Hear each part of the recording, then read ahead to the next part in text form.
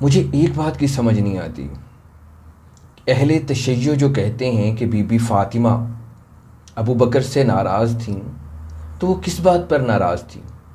کیونکہ اہل تشیع ہی کے نزدیک بی بی فاطمہ راضی ہو گئی تھی۔ نہج البلاغہ میں ہے، معتبر ترین کتاب ہے اہل تشیع کی۔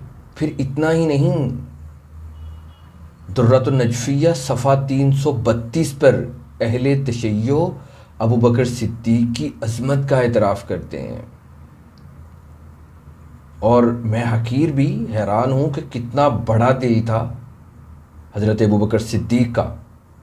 جب بی بی فاطمہ ان کی خدمت میں حاضر ہوئی ہیں تو حضرت ابو بکر نے فرمایا کہ میرا سارا مال حاضر ہے، لیکن نبی کے چھوڑے ہوئے مال میں وراثت نہیں چلتی۔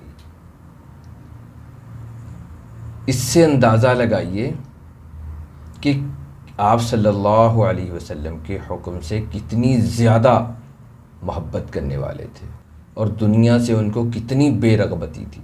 یہ حوالہ جو دیا ہے یہ اہل تشیع کی کتاب سے دیا، سنیوں کی کتاب سے نہیں دیا کہ ابو بکر نے فرمایا کہ میرا سارا مال حاضر ہے لیکن رسول اللہ کے چھوڑے ہوئے مال میں وراثت نہیں چلتی۔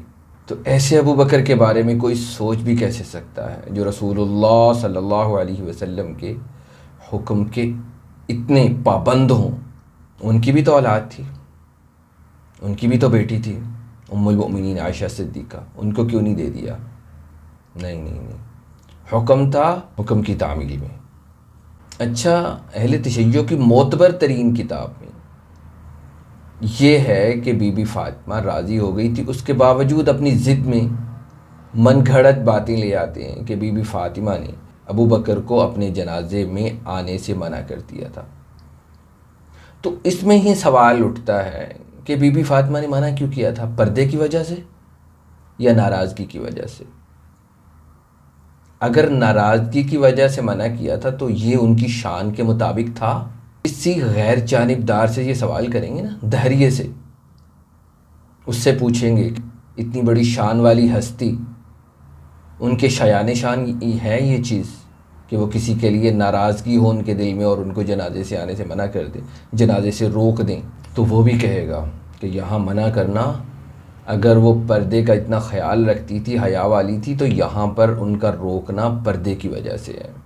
اور پھر قرآن کریم میں جو مومنین کی شان ہے وہ تو یہ ہے کہ والکاظمین الغیظ والعافین عن الناس واللہ یحب المحسنین، کہ وہ غصے کو کھا جاتے ہیں بلکہ معاف کر دیتے ہیں۔